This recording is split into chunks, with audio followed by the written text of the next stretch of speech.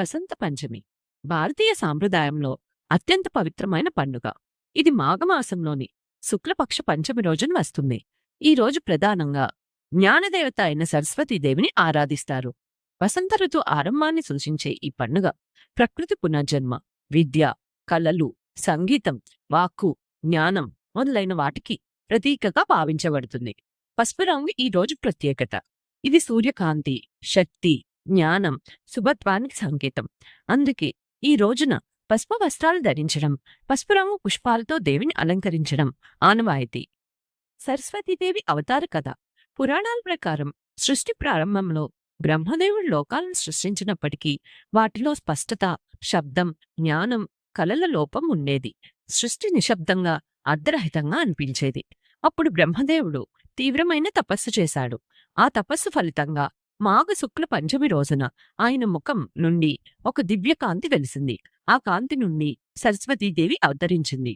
ఆమె చేతుల్లో వీణ అంటే సంగీతం, కళలు, అక్షమాల అంటే ధ్యానం, జ్ఞానం, గ్రంథం అంటే విద్యా, విజ్ఞానం, కమలం పవిత్రత. దేవి వీణను మైటగానే లోకమంతా శబ్దంతో నిండిపోయింది. మాటలకు అర్థం వచ్చింది. విద్య, సంగీతం, కవిత్వం, శాస్త్రాలు జన్మించాయి. అప్పటినుంచే ఆమెను వాగ్దేవి, విద్యాదేవి, శారద, బ్రాహ్మణి అని పిలుస్తారు. ఈ పవిత్ర అవతార దినమే వసంత పంచమిగా ప్రసిద్ధి చెందింది. వసంత పంచమి రోజు పిల్లలకు అక్షరాభ్యాసం చేయించడం ఎంతో శుభకరం అని నమ్మకం. చిన్నారుల చేత మొదటిసారి అక్షరాలు రాయించడం ద్వారా వారి విద్యా జీవితం విజయవంతంగా ప్రారంభమవుతుందని విశ్వాసం.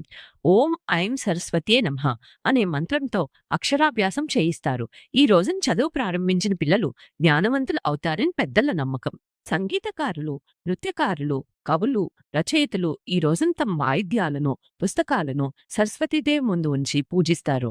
దీనిని సరస్వతీ పూజ అంటారు. కొన్ని ప్రాంతాల్లో ఈ రోజున పుస్తకాలు చదవకుండా జ్ఞానానికి నమస్కరించి పూజ చేయడం ఆనవాయితీ.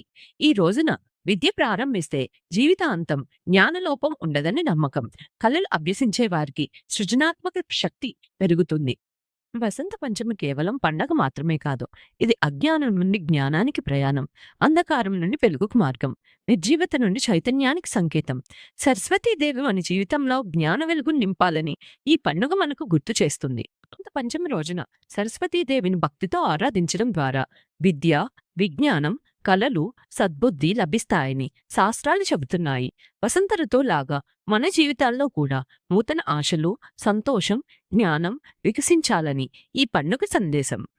సరస్వతీదేవి అనుగ్రహం అందరికీ కలగాలని ఆకాంక్షిస్తూ అందరికీ వసంత పంచమి